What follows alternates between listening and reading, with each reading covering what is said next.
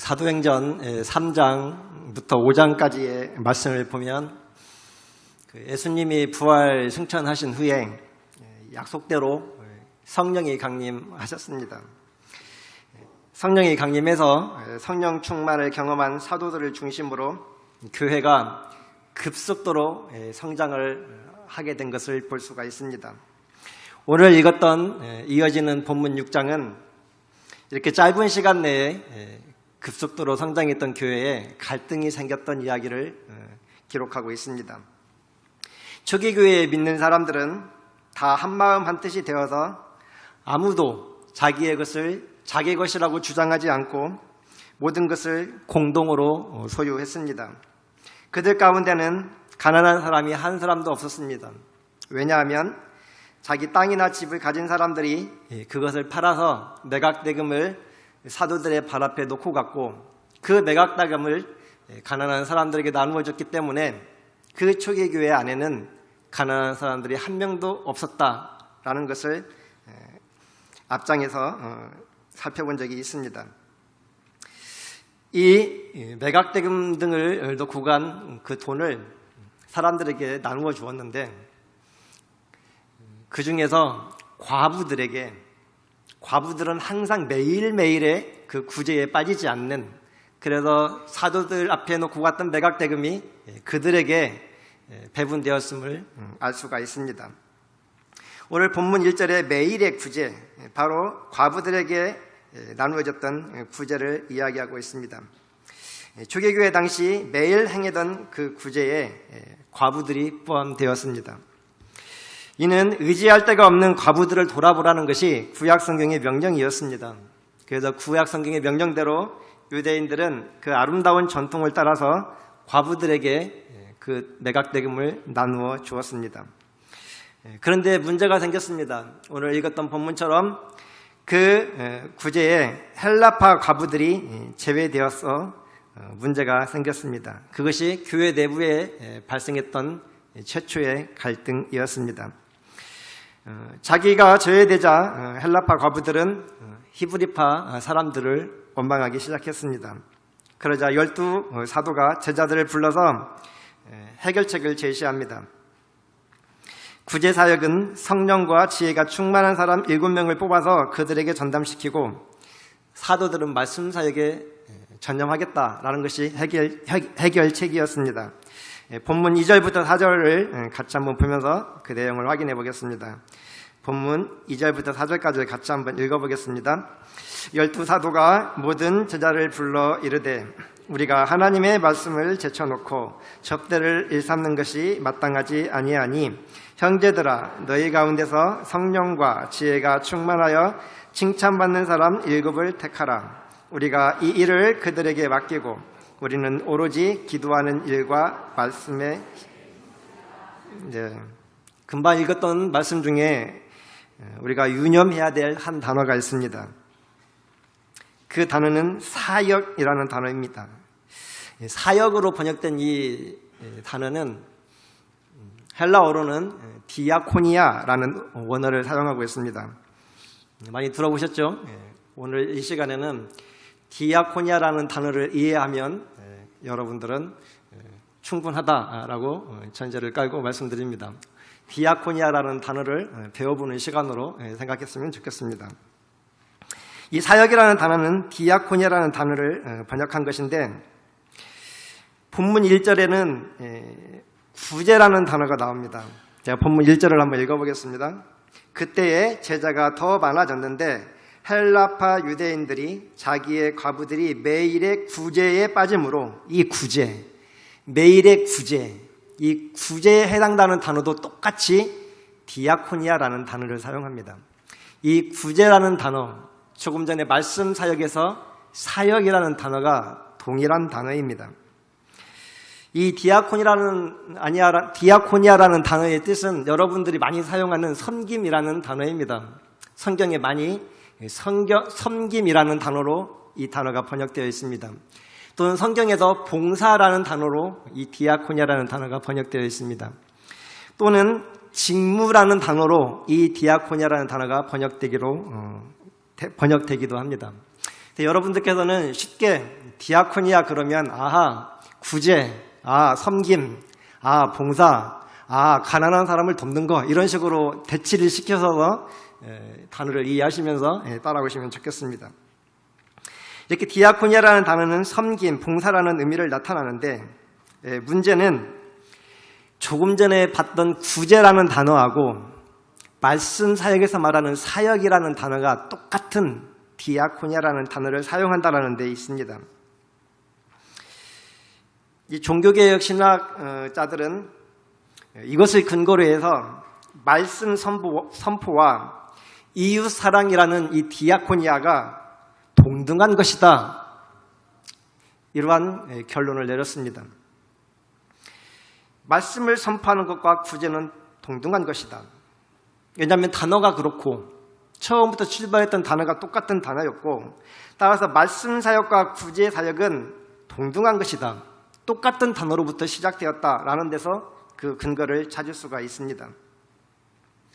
사도들은 오늘 6장에서 말씀 선포를 전담하기로 그렇게 결정이 됐습니다. 그리고 집사 7명을 뽑아서 구제 사역을 전담하기로 그렇게 결정을 했습니다. 그러나 구제 사역과 말씀 사역은 처음에 똑같은 단어로 시작되었다는 것을 우리는 유념해야 합니다. 효율성을 위해서 역할이 분단되었을 뿐이지 이 디아코니아라는 것과 말씀 사역이라는 것은 똑같은 일이었다라는 것을 알 수가 있습니다. 디아코니아라는 단어는 섬긴다라는 뜻이고 디아코노스라는 단어는 섬기는 자라고 우리가 받아들이면 되겠습니다. 디아코노스는 섬기는 자라는 뜻입니다. 이 섬기는 자는 계급을 의미하지 않습니다. 이 단어에서 알 수 있듯이 이 섬김이라는 것은 하인이 되고 또 바닥까지 낮아져서 다른 사람을 돌보고 종이 되어서 섬기는 것이지 그것이 계급을 의미하지는 않는다는 것을 알 수 있습니다. 이 디아코노스는 일꾼이나 하인처럼 누군가를 열심히 섬기는 그런 사람을 가리킵니다. 따라서 우리가 봉사나 섬김을 담당할 때 주인이 아니라 하인이 하는 일을 한다라는 것을 우리는 명심해야만 합니다. 그럼에도 불구하고 이 섬기는 사역을 담당하고 있는 교회 내에 수많은 직책을 가진 사람들은 이 단어를 늘 오해하면서 살아가고 있습니다. 주인이 아니라 하인이 되라는 단어인데 교회 안에서 목사, 장로, 권사, 집사당의 그 직분을 맡게 되면 그것을 계급으로 이해하는 경향이 있습니다. 장로는 권사나 집사보다 좀 높고 또 집사는 아직 집사의 직위를 받지 않은 사람보다는 좀 높고 이런 식으로 계급처럼 자기도 모르게 이해하고 있다는 것입니다. 그러다 보면 이 직책을 가지고 주인 노릇을 하게 됩니다. 이 섬김이라는 단어는 주인 노릇을 하라는 단어가 아니라 그 반대거든요. 종 노릇을 하라는 단어인데도 이 직책을 계급으로 이해하고 자기가 주인인 것처럼 주인 행사를 하고 있다는 것입니다. 교회에서의 목사, 장로, 집사 등의 지위는 결코 위계 질서에 있는 그런 계급이 아닙니다. 우리 모두는 동등한 지위에 있는 섬기는 자로 존재할 뿐입니다. 교회 안에서 계급의식을 가지고 있다면 그것은 성경에 반하는 일입니다. 그럼에도 계급으로 이해하는 실태가 어느 교회에서나 비일비재하게 나타납니다. 예를 들면 이런 것들입니다. 나는 장로인데 감히 권사가 내 말을 안 들어? 나는 권사인데 아니 집사가 나한테 대들 수 있단 말이야? 아니 교육전도사 따위가 감히 장로의 말을 안 들어? 이런 것들이에요. 어떻게 집사가 목사 말을 안 들을 수가 있지? 다 계급으로 이해하기 때문입니다. 직책을 섬기는 자의 지위로 이해하는 것이 아니라 군대에서 통용되는 계급으로 이해하기 때문에 이런 식의 사고를 가지고 있는 것입니다. 여러분들이 정말 이런 생각을 가지고 있다면 그거는 성경에 반하는 태도입니다.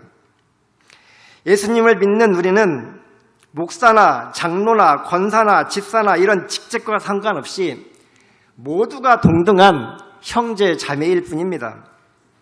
이 디아코니아라는 이 단어가 바로 그러한 것들을 설명해 주고 있습니다. 디아코니아, 즉 구제, 사회봉사 같은 걸로 이해할 수 있는 이 단어는 이 말씀 선포와 함께 가야 된다는 것을 또한 우리에게 가르쳐주고 있습니다. 왜냐하면 처음부터 이 디아코니아에 해당되는 이 구제는 말씀 사역을 담당했던 사도들의 일과 동일한 것이었거든요. 그래서 이 처음부터 하나였던 이 디아코니아와 말씀 선포는 항상 함께 가야 된다는 사실을 우리는 알 수 있습니다. 말씀 선포는 반드시 디아코니아라는 열매를 맺어야만 합니다. 교회는 말씀 선포와 함께 교회 안에서 또는 교회 밖에서 소외되고 어려움에 처한 자들을 돌보는 디아코니아의 사역을 반드시 수행을 해야만 합니다. 구원받은 사람은 마땅히 이 디아코니아를 실천해야만 합니다. 디아코니아의 실천 없이 설교만 하는 교회가 있다면 그 교회는 공허한 교회입니다. 반면에 말씀 선포 없이 행동만 있는 디아코니아, 이것도 문제입니다. 이것은 방향과 지속성을 상실하게 됩니다. 디아코니아는 반드시 말씀에 뿌리를 두어야만 합니다. 만약 이 말씀을 무시하고 디아코니아라는 가난한 사람들을 도와주고 봉사하고 섬기는 이러한 행동만 있다면 그것은 일반 사회에서 말하는 사회복지와 하나도 다를 바가 없습니다. 성경에서 말하는 디아코니아는 말씀에 근거를 두어야 한다는 측면에서 일반 사회복지와는 대단히 다른 것이라고 이야기할 수 있습니다. 또한 말씀 선포와 디아코니아는 동등한 가치를 갖습니다. 말씀 선포와 디아코니아는 동등하지만 구별되기도 합니다. 지금 제가 말하는 이 말씀 선포와 여러분들이 다른 사람을 도와주고 섬기는 그런 구제 차원에서의 그런 봉사활동은 겉으로 봐도 서로 다른 행동들이거든요. 그렇게 고유성이 있고 똑같은 자기 정체성을 가지고 있으나 그러나 그럼에도 불구하고 둘 사이는 서로 긴밀하게 협조를 해야 되는 그런 관계라는 것을 우리는 알 수가 있습니다. 또 하나는 이 디아코니아가 전도의 수단으로 사용되어서는 안 된다는 사실입니다. 많은 교회에서 디아코니아를 하고 있죠. 겉보기에는 차이가 없어요. 많은 사람들에게 봉사하고 먹을 것을 나눠주고 좋은 사회활동을 하고 겉보기에는 모르는데 그것을 조금만 더 들어가 보면 전도를 위한 수단이거든요. 그렇게 해서 전도를 하려고, 물론 전도를 해야 돼요. 그러나 디아코니아라는 고유성을 벗어버린 채 이 전도의 수단으로 디아코니아가 사용되고 있다면 그 또한 잘못된 일입니다. 그렇게 되면 디아코니아라는 본질이 처음부터 훼손되기 시작할 것이기 때문입니다. 디아코니아는 어떤 것들의 수단이 되어서는 안 됩니다. 그것은 디아코니아 그 자체로서 그 본질을 유지하고 그 자체가 목적이 되어야만 한다는 뜻입니다. 예수님은 마가복음 10장 45절에서 이렇게 말씀하셨습니다. 마가복음 10장 45절을 제가 한번 읽어보겠습니다. 인자가 온 것은 섬김을 받으려 함이 아니라 도리어 섬기려 하고 자기 목숨을 많은 사람의 대속물로 주려 함이니라. 예수님의 사명은 이것이었습니다. 눌린 자, 가난한 자, 소외된 자, 고통 속에 있는 자들에게 하나님의 나라를 선포하는 것, 그것이 예수님의 사명이었습니다. 예수님은 자기 자신을 이렇게 소개합니다. 나는 디아코노스로 이 땅에 왔다. 나는 섬기는 자로 이 땅에 왔다. 이렇게 자기 자신을 소개하고 있습니다. 사도 바울도 자기 자신을 디아코노스, 섬기는 자로 소개합니다. 그리고 사도 바울은 예루살렘 교회의 생기를 돌보기 위해서 헬라 그리스도인들에게서 모금을 한 적이 있었는데 그 모금했던 모금 헌금을 디아코니아 이렇게 이름을 붙였습니다.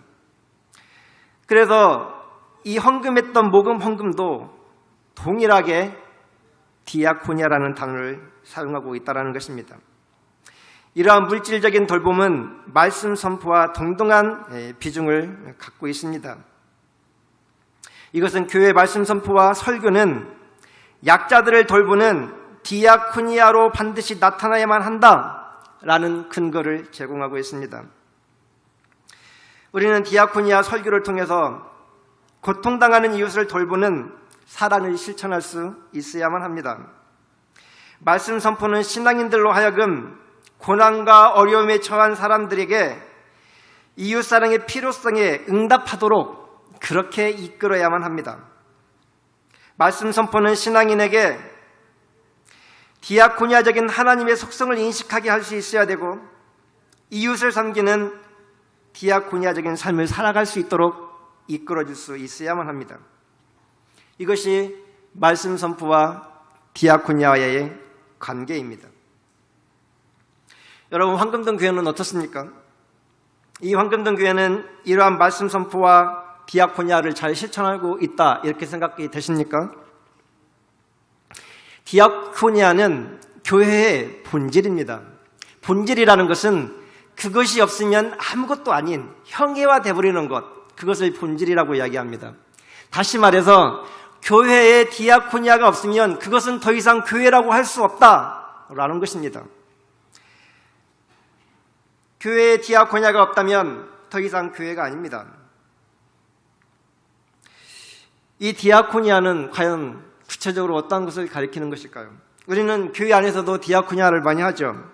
식당 봉사, 주방 봉사, 또 주차 봉사, 교사로서 봉사, 또 찬양대원으로 봉사, 헌금위원으로 봉사, 수많은 봉사들을 합니다. 물론 디아코니아의 범주에 다 들어갑니다. 그러나 엄밀한 의미에서 성경에서 말하는 디아코니아는 사회봉사 이렇게 번역을 할 수 있습니다. 교회 안에서의 봉사라기보다 사회에서 하는 봉사를 엄밀한 의미에서 디아코니아라고 이해할 수가 있습니다.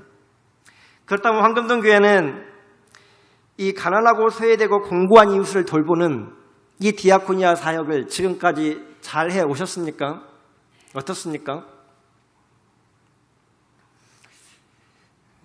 제가 몇 가지 소개해 볼까요? 저는 이 교회에 농화부와 시각부가 있다는 사실이 참 자랑스러웠습니다. 교회 안에 장애인 부서가 있다는 것은 지금 디아코니아를 잘 실천하고 있다는 것을 이야기하고 있는 것입니다. 지금 이 자리에 안 계신 것 같은데 오늘 신영애 전도사님을 칭찬하려고 맘먹고 올라왔는데 안 보이시네요. 우리 신영애 전도사님은 주일뿐만 아니라 주중에도 이 농화자들의 손과 발이 되고 있어요. 저는 그것을 보면서 참 제대로 사역을 하고 있구나 이런 생각이 들었습니다. 이렇게 주중에도 농화자들의 손과 발이 되어서 그렇게 섬기는 것, 그것이 디아코니아입니다. 이런 사역은 다른 교회에서 쉽게 흉내낼 수가 없습니다. 보통은 일회성으로 행사용으로 그런 디아코니아를 실천하는데 우리 농화부 같은 경우에는 그냥 생생을 낸다거나 일회성 섬김이 아니에요.